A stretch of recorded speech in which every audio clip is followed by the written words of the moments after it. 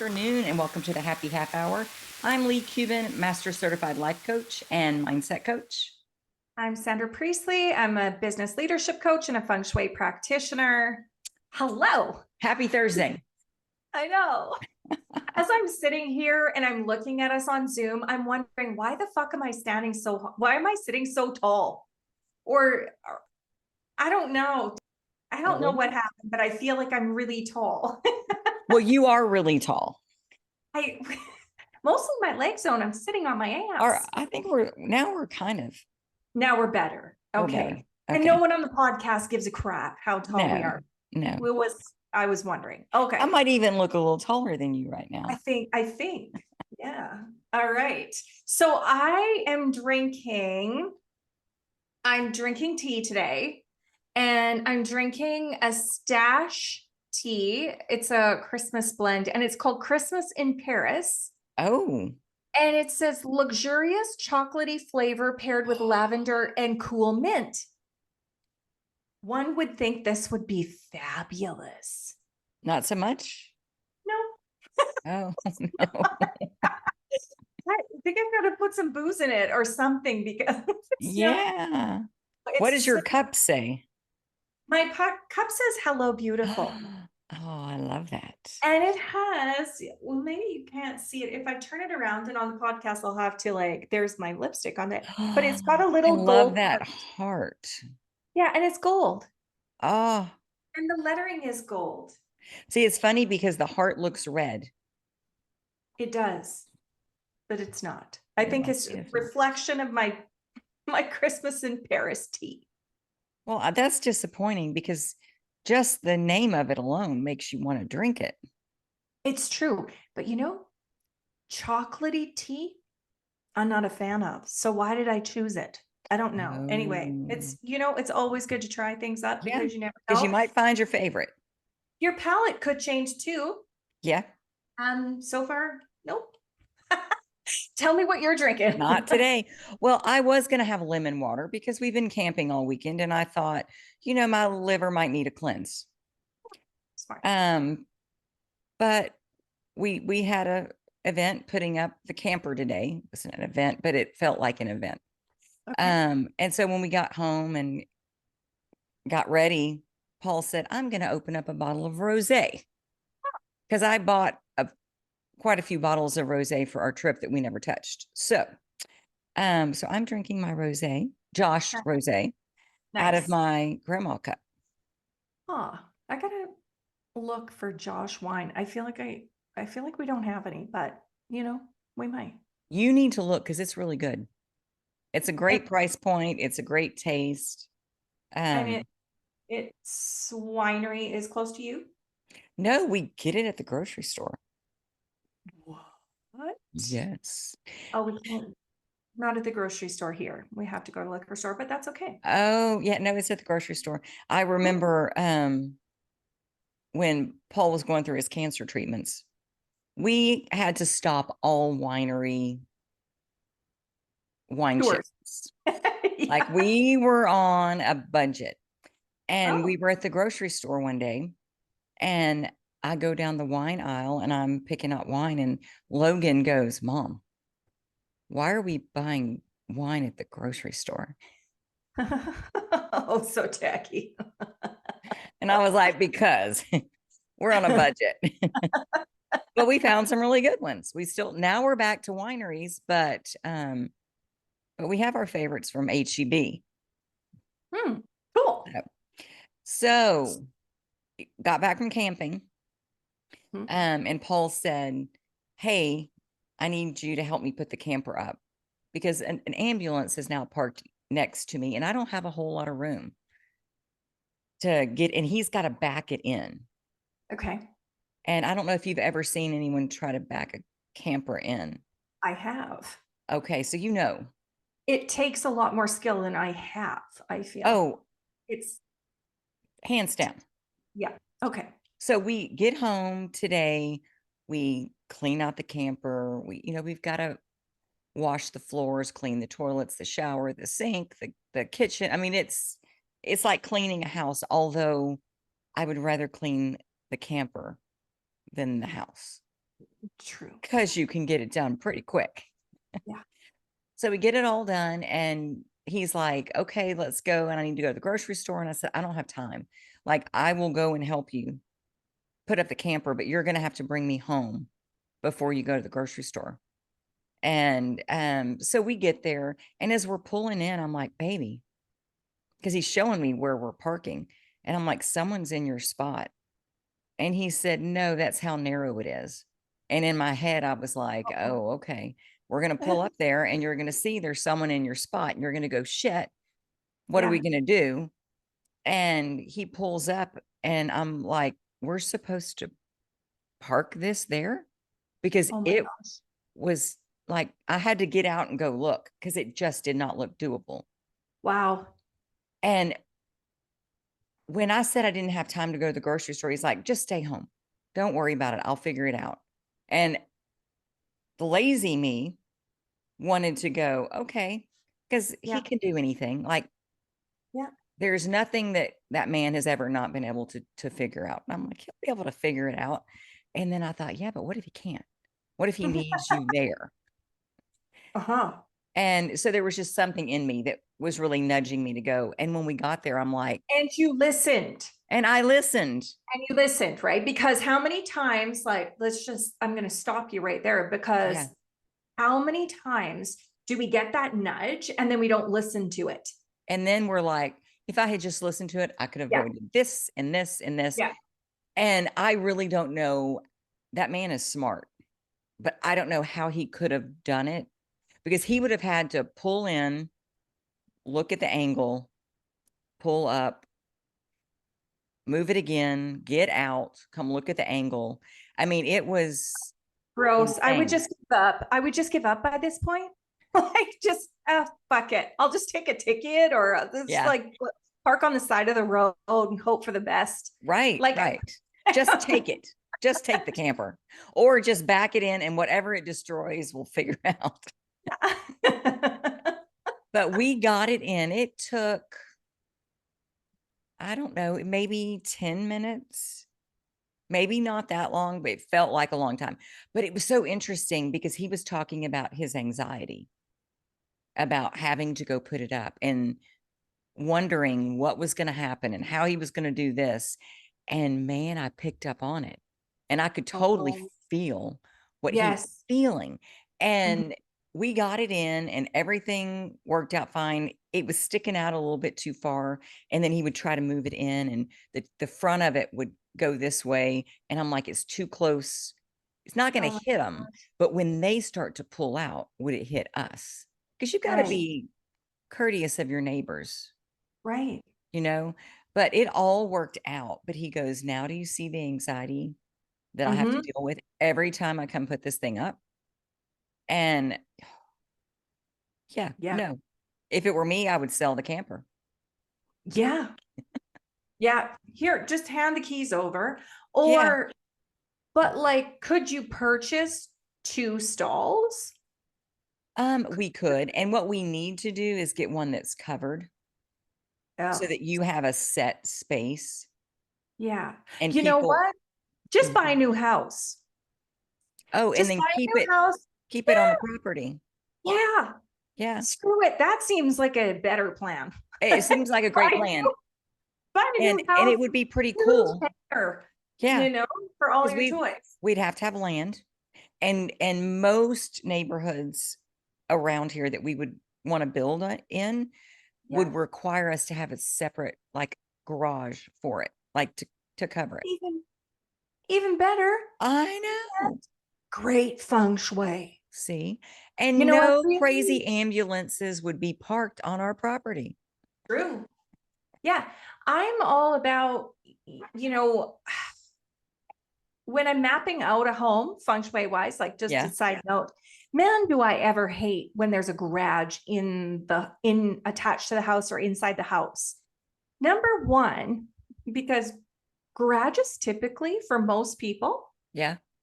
are not curated and designed and beautiful. For some people, yes, Mhm. absolutely. And I drive past those people's homes and go, wow, that's beautiful. I could hang out in there. But Yeah. mine is not like that. Mine is like a place for camping gear and fishing gear and all the gear and extra cupboards and stuff, you know? Mm. So, But what if you looked at that gear as fun stuff that you get to do? So when you see it, you get excited. well, my husband definitely does. Like, this is like, every time I say, okay, this is a really cluttered, and he says, no, this is memories. Well, So, like, okay. we have 2 cars that we park in the garage. So we have to keep our clutter to a minimum. Mhm. And it's not a I mean, it's a 2-car garage.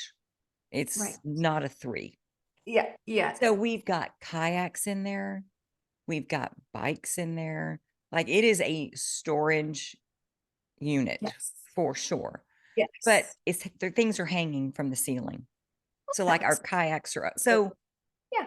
we do look out there. It's not I mean, sometimes it gets cluttered, and it's probably Yeah. cluttered right now, but it can't be too cluttered because there's too There's much so much room to, stuff. this is the thing. It's organized clutter. It's organized clutter. Yes. Okay. So I just interrupted. I totally interrupted your story No, now. you're good. But yeah, you know, like, the number one, you listened. And number two, man, we like, we can pick up the energy and the feelings and the emotions of people. Hey, when we're empaths, it's Yes. like when they feel it, we feel it. Uh-huh. And I think so often we wonder, why do I feel this edginess? Why do I feel this unsettled feeling? Why do I feel this anxiety when it's not even ours to carry? Yeah. And a great trick that I've learned when I'm feeling it and I'm like, "What? I'm not anxious." Like, I mean, Mhm. sometimes I am, but Yeah. sometimes I'm like, "I am, like, fine right now. Why am I feeling this?" And I'll say, "Who does this belong to?"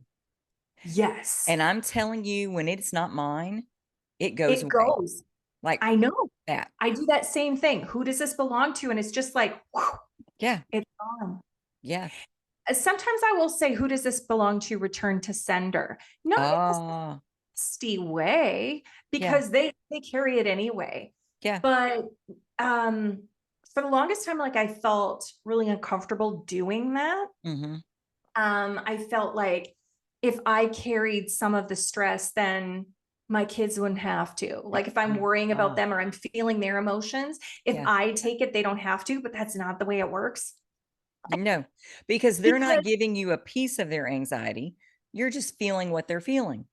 That's it. exactly. Mhm. And also, if they carry it, I mean, they still get to work through it. They Mhm. get the gift of working through it. And Yeah. I'm keeping it. And what it happens is that we almost keep them stuck. We keep Yeah, them stuck with it because we're putting out our energy to the universe too, right? So and it's like they're pounding. feeling us. Yes. Mhm. And it's so much worse. I remember I used to get so stressed during hockey tryouts. And Mm. they're like, I'm telling you, the parents in the stands, it was so cutthroat. Like, they're like 9 years old. What the hell is the matter with 9 years old. 9 years old? Where's the stress? Right. But there should not be, but there was. Mhm. And all the moms are like stressed out and the dads are on edge. And I remember my mom one time said, you can't be worried for him because he's looking to you for strength. Yeah. And Wow. so, isn't that? It's Yeah. profound. Yeah. Mm. And so I try to always give that advice to people. And I always try to, like, remind myself when I go down the rabbit hole of bullshit, when I like, I'm worried and worried and worried about them Yeah. because they are looking to me for strength. So I Yeah. need to be the one that's like, oh yeah, you got this. Mhm. Yeah. And they're like we're all energetic beings. And I think sometimes us parents forget that, or people forget that it's not what we say, it's the energy that we have. Mm-hmm. I can say to my kids, if I'm super, super stressed and I'm really, really worried and they're worried too, and I go, you're going to be fine. Just, go on the bus, Yeah. or you're going to be fine. Like, go to class, or whatever it happens to be. Um, I, I really feel like they can feel my energy more so than my words.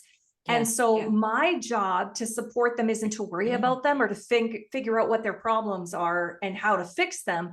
My job is to maintain my own confidence and energy in myself and in them. Mm-hmm. Yeah. And that's what we get to do. That is And what we have to do. hard. It's yeah, it is hard, but It's hard sometimes. it is Like, so, that's the work. I shouldn't say it's hard. That's the it's the work. work. Yeah. It's Right? work. Like, that's what we get to do. That's what our task is at Yeah. hand, is to try to maintain our own inner balance. Mm-hmm. Well, and I can talk about this because Lily is very, very open, but she deals with mental health issues. Okay. And it's so interesting because I do find myself worrying about her, even though I'm like, you can't worry about her. Like, she has everything she needs to figure it out. Yeah. She is going to figure it out, but still, things will happen. And then I will turn on the worry button. Yeah. Well, when we were at our work party, and I don't know if I talked about this last week or not, but I don't think so. we were having dinner. She works at Kendra Scott at the Domain, which is an outdoor shopping mall. It's like high end kind Oh, of stuff. cool. Okay. So we're literally right around the corner from her store, and she's working. So before we had dinner, before everyone got there, I had some time. So I just ran over there because I wanted to see her. And when I walked in and saw her um working with clients, what do you call customers? Customers. Yeah. Customers. Um, it was fascinating to look Mhm. at her and the way she was interacting and who she was showing up as, which was her, Yeah. fully her. But it Uh-huh. it did something to my heart. And she waved at me and smiled, and then she hugged me, and then I left. And then after dinner, the girls were like, let's go in and see her.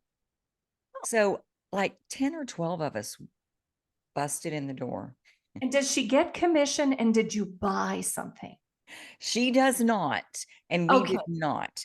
But Okay. we walked in, and one of the ladies at the front, she's like, "Can I help y'all?" And I'm like, "Oh, we're just Lily's fan club." Yeah. And she heard that, and she was at the register, and she looked up and turned 14 shades of red. Yeah.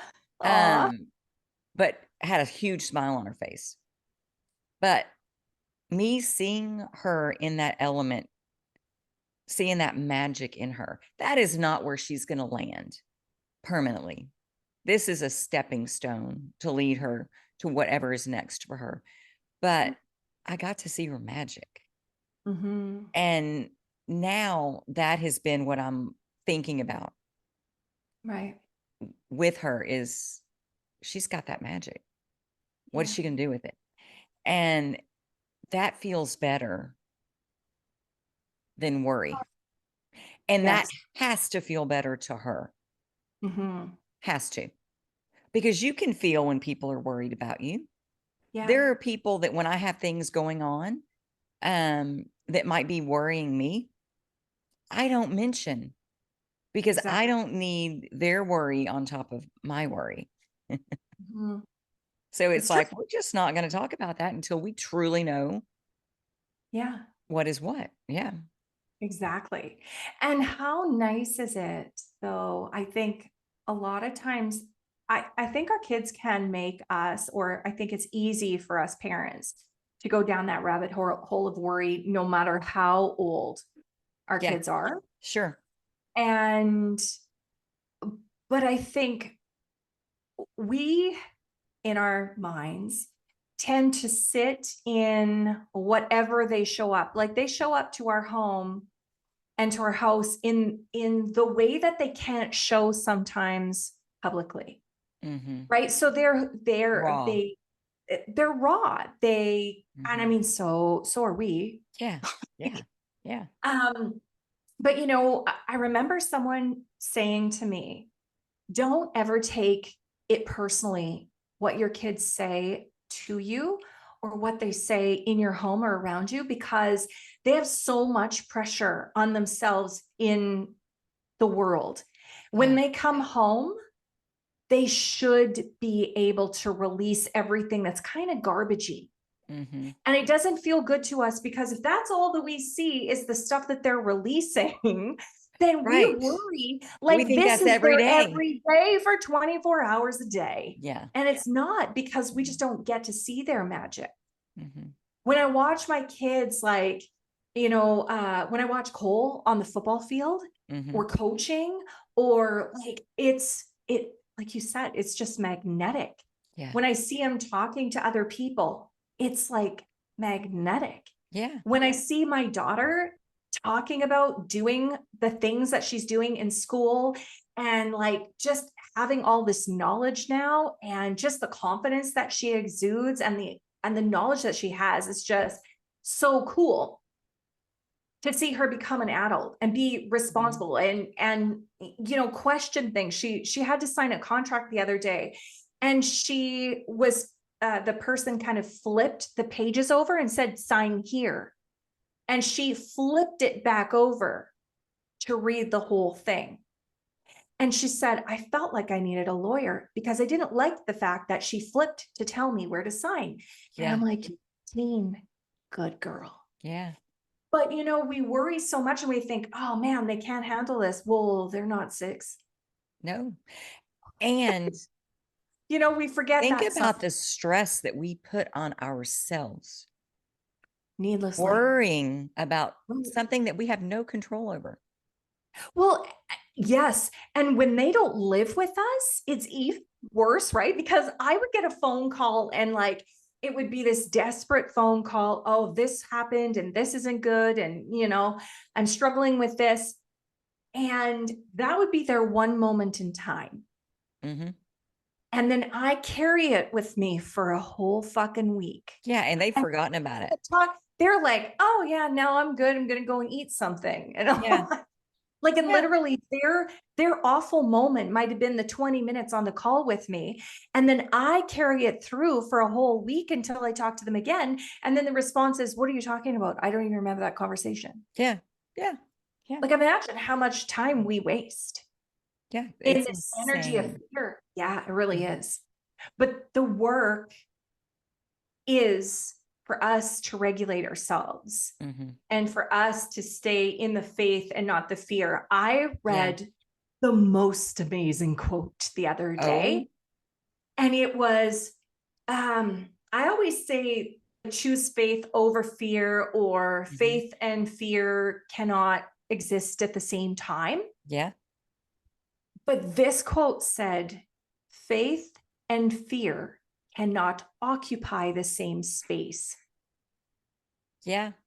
I don't know why that's so much better. It's just a few more words that sound more brilliant to me, Yeah. but I felt it. And it's like occupying the space within your body. That's how I Yeah. took it. Like, it's like somehow when you say faith and fear can't exist together, it's like existing in the ether. You know what I mean? Right. But occupying the same space feels like within my being. Mm-hmm. And And that that just goes with anything. It everything. goes back to you can be a badass or you can be insecure. Yeah. Same thing. Or Yeah. whatever your word is for the day Exactly. or the moment. Exactly. Because we have to choose. Mm-hmm. And sometimes we get stuck in a loop choosing what we don't want, but we don't recognize it Right. for a while. And then it's like, hey, dummy, what do you But we want? create this closed loop to nowhere because of our beliefs too. Yeah. And we really to take stock of what they are. I was talking to a friend of mine, a business coach of mine, business coach friend of mine, and she said that she had convinced herself of so many of beliefs, but they kind of conflicted. So it was like this loop that she couldn't get out of. I don't even remember what the conversation was, or what her loop was, but I had that loop myself. We all And did. the loop was, I was working full time, and then I had my side business. Mhm. And my belief was that I couldn't leave my job until I replaced my income in my business, my job, my Right. career, Sure. with my business. But I also had a secondary belief, and that belief was there's no possible way that I can replace my income as long as I am working. Mm. Well, where the hell am I going from there? Right. You're No screwed, way. Sandra. You have no I'm options.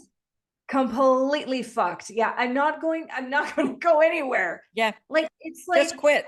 just, Just quit. Give it up. yeah, Give your dream. Give up your dream.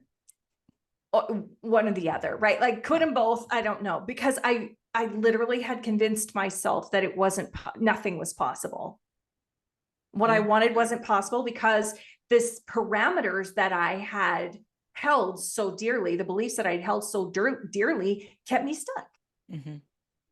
Yeah. It was And just, when we open ourselves up to, I don't know how it's going to happen, but this is going to happen. mhm, The magic that occurs and the things that show up, they're just what we ordered, sometimes better, yes. but it shows up. And I always laugh. And I'm like, I knew you were coming. Didn't know how Mhm. this was all going to unfold, but I knew you were coming. Yeah. And instead of holding on to that feeling of, I don't have to worry about the how. I just have True. to keep listening to the nudges. And when Yeah. I get the impulse to act, I act. Doesn't have to mean anything in the moment. And I think I was thinking about this as I was shoveling um, my front, I was going to say deck, driveway. For snow, That, oh yeah, that time of we've year again. we've got tons of snow that time of year still. It feels like, yeah, for 8 months shoveling. Um, but it was this like, it was this epiphany in a way. And it was like, we spend so much time focusing on the result, focusing on the outcome that we want, focusing on the goal, focusing on Yeah. the dream, focusing on the desires. And while that can be good, it can also be a cock blocker because we can sit there and focus so much on what we want that then we end up recognizing, shit, it's still not here. Mm. It's still not coming. Why do I suck? I'm not doing this well. And instead, I really thought, what if we just enjoy the process? Yeah. Like, It's it's like going on a vacation and taking a road trip mhm, and just wanting to get to the end destination instead of enjoying all the steps along the way. right. The road Yeah. trip is part of the vacation. Yeah. And if you think about this in terms of raising children, Mm. Mhm. it's the Oh, same. Because same. you just can't, you Yeah. can't wait until they're born, and then you can't wait until This, they're or crawling or yeah, walking or they're in eating school and food, or they're, yeah, and then yeah, all of a sudden they're 18 and they're gone, and you think, holy crap, I just wish that away. away. Mhm. I missed all the And moments. I think that is why being a grandparent is so different because Mm, you realize all these little moments are gifts. yeah. Yeah, and precious, yeah. Last night at the campsite, I've got these 2 little bracelets that I wear, and Maria pulled them off and put them on her, and she's yanking on them, and I'm like, don't break those." Mhm. And I think, "Does she give me one back?" She's like, I'll give you one. Like she could tell I was like, Yeah, yeah, a little and stressed. then I'm looking at her and I'm like, honey, you can wear both of them. Just be really careful with them. Right. Like just, and if she broke them, she broke them. Mm-hmm. No one would have died. But I'm Mm-hmm. like, I don't want to take that moment of her. She'll remember somewhere, you know, grabbing my bracelets and putting them on and how cool that was. And Yeah. how, I remember little things like that from being a kid. And it's like, Mm-hmm. I want her to have all of the memories. Right. And where with my kids, I would have been more logical about it and been like, no, you're not playing with that bracelet. Like, no, Yeah. you're going to break it. And then I'm going to get annoyed and I don't want to get annoyed. Right. It's all So about me. different. It was like in decorating gingerbread houses over Thanksgiving. Mm-hmm. I did not know you were supposed to eat the candy. I did not know were actually houses that you made to eat. I just thought they were decoration. Uh, And seriously, so when I would build them with my children, have you been for the last 50 years? I just thought it was cute. Oh my And God. then Maria starts eating, and then Easton starts eating, and I was like, "Yeah, here's some icing." Like, Yeah, might as well. like, Mm-hmm. and but it's just different because we Yeah. don't know what we don't know until Right. we know it, and then you can't unknow it. And after we've already raised our kids, Yeah, the things that happen when they're 2 and then they're 5 and then they're 6, we can see that they're small things. they're small But things, and they're when we're in the logical moment, steps to their growth. right? But when we're in Yeah, the moment and we're parenting that small thing, yeah, it every day. becomes it becomes, oh no, I got to stop this, or this person is going to end up in jail as the next serial killer, Yeah, or or oh something. no, is it like thief, you know. Logan went through a phase when it's when we moved in this house. So he might have been 7 and he was breaking things. Like he was clumsy. He wasn't destructive, like going around beating things. He Yeah. was just clumsy, knocking stuff over. Um, and I said to Paul, I'm not having a destructive kid. And he looked at me and he goes, honey, he is growing. He is clumsy. This is a phase he's going through. Don't get him stuck here. If you declare that this is who he is, this Mhm. is what he's going to continue to be. True. And it like made my mind explode because I'd never heard it put that way.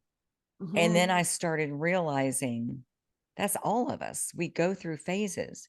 But when we get told, this is who you are, this is all you'll ever be, we'll stay there.